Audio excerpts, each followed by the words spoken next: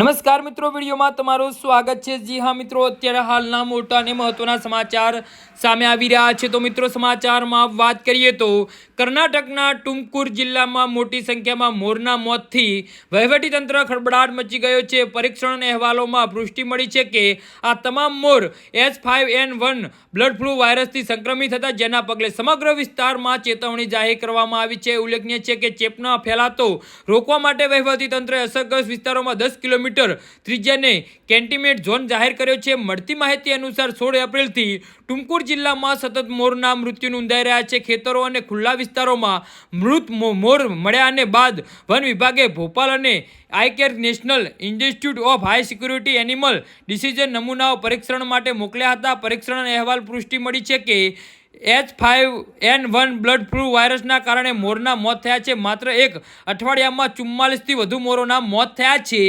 જી હા મિત્રો, તો આના વિશે તમારું શું કહેવું છે તો નીચે અમારી કમેન્ટ બોક્સમાં જરૂરથી જણાવજો અને અમારી યુટ્યુબ ચેનલને સબસ્ક્રાઇબ કરવાની ભૂલતા નહીં। ધન્યવાદ।